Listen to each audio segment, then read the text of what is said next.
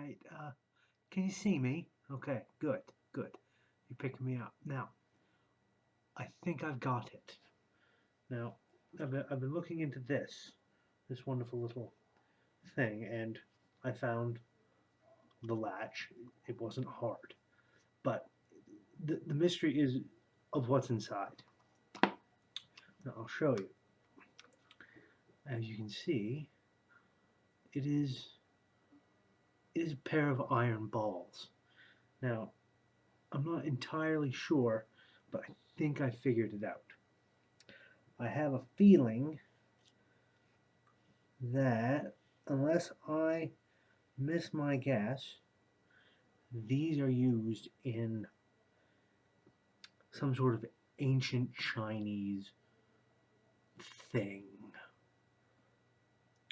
Now, the reason why I think that is because right on the directions it says made in China. So, yeah, not exactly the most thrilling conclusions to a mystery, but there you have it. Now, why did I do this? Why this little skit? Well, you'll see in a minute, because we're in the mystery section today, people. That's right. An old mystery. One of the oldest. Stay tuned.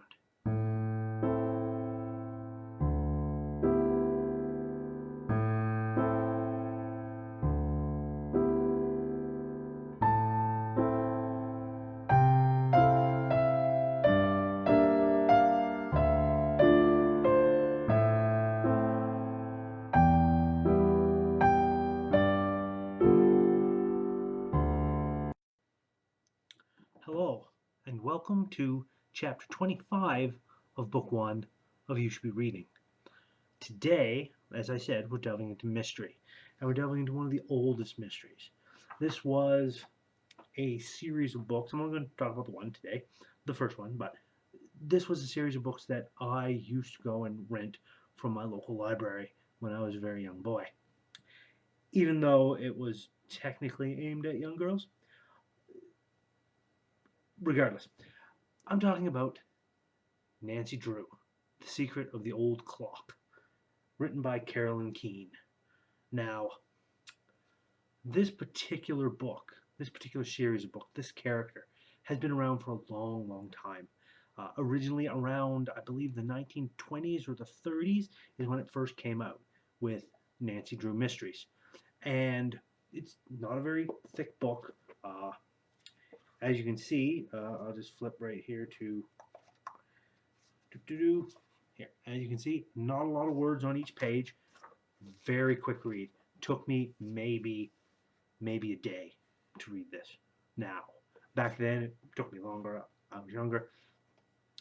But these books here are a wonderful little series of books for children to read, because not only are they kind of aimed at children and younger readers, but it's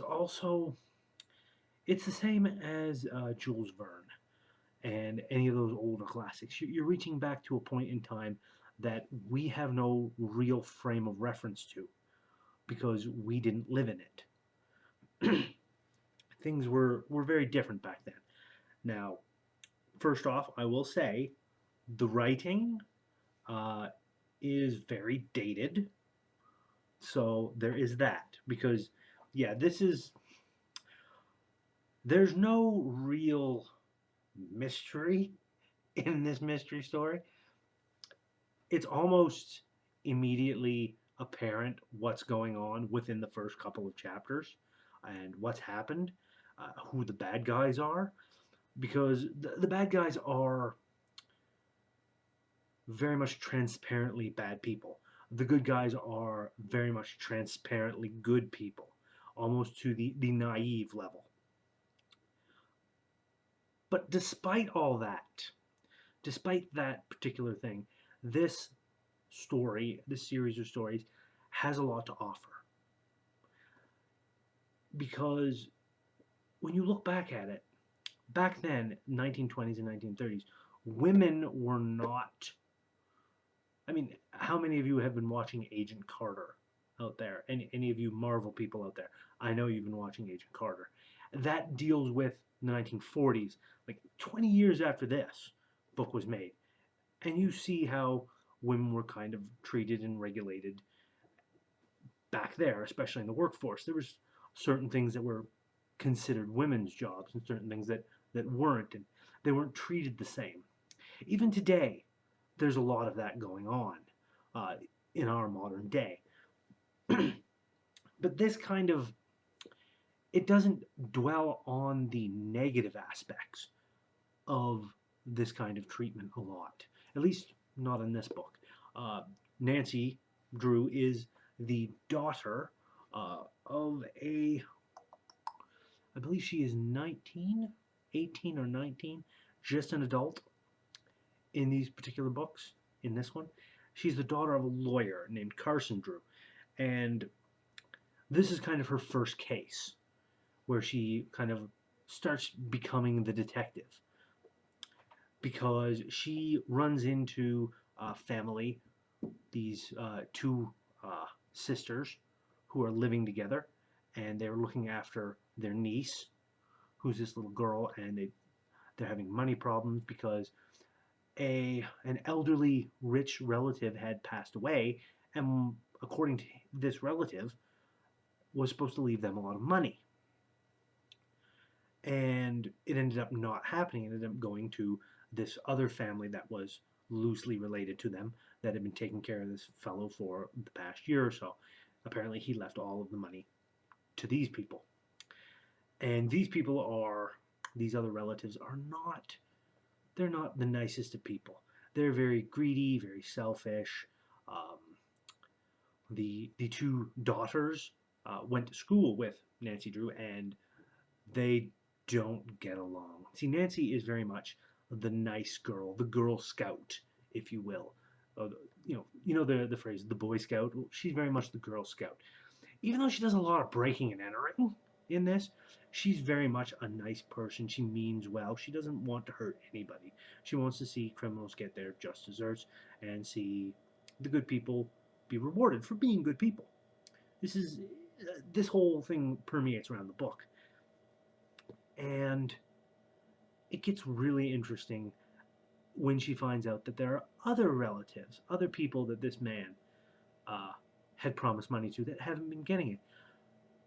And the rumor surfaces that maybe there's another will out there, a will that he's hidden, because he always did like puzzles and whatnot. So Nancy goes on the search, trying to find out where this other will could be. And it goes from there. There's also a subplot involving some men who offered to take away furniture from the first two women that you meet in the book with Nancy, the two sisters that are living together. These men had come in to take these old furniture away for a little bit of money, ended up stealing some silver from them. So, naturally, Nancy's trying to look for them too, and it kind of all interweaves. The plot is very, very basic. It's not any high Shakespearean literature by any means. I mean, I've read better books than this, but these books do have a lot. There is some nostalgia value here for me.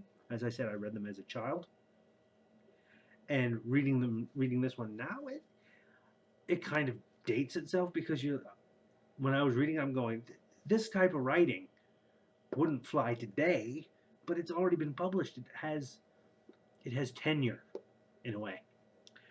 So it's really interesting and really, really good for young people, because it teaches young people, young women especially, that even if you are playing by society's rules, because Nancy is very much a woman who plays by the rules of society. She doesn't really act a lot like the firebrand that she might be in later books, in this book, and yet she still gets away with floating societal norms, because she is, even though she does live with her father and she does depend on him for money, especially in this, because she doesn't have a job that I know of, she does she's still independent.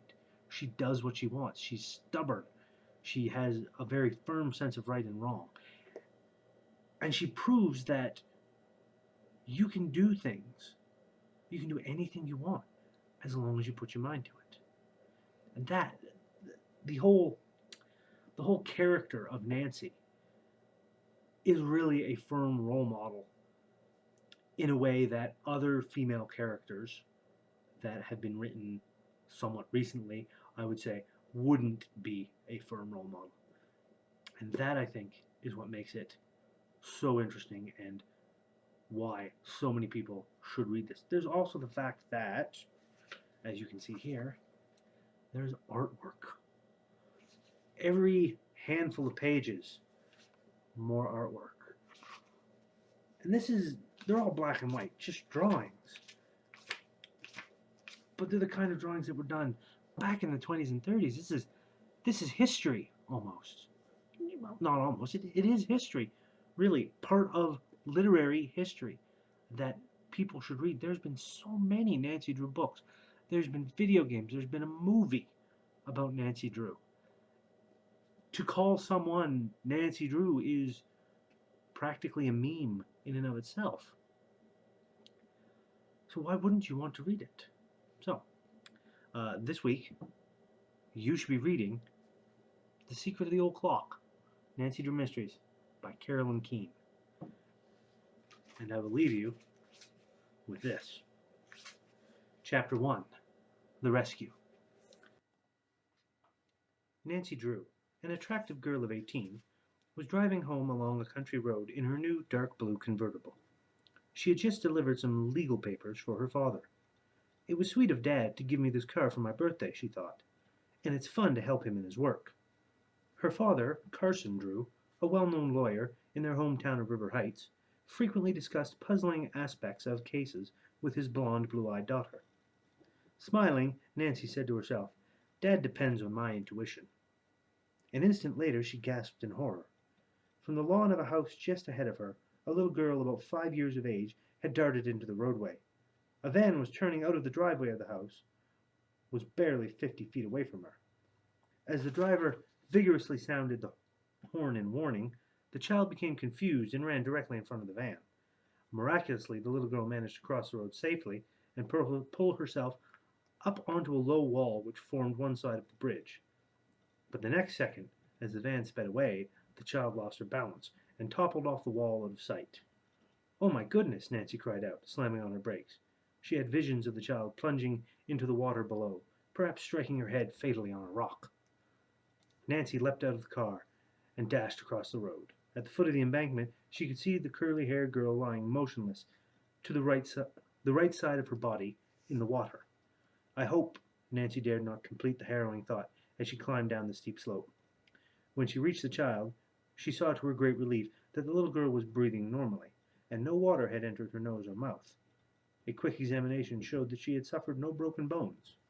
Gently, Nancy lifted the little girl, holding her firmly in both arms, struggled to the top of the embankment. Then she hurried across the road and up the driveway to the child's house.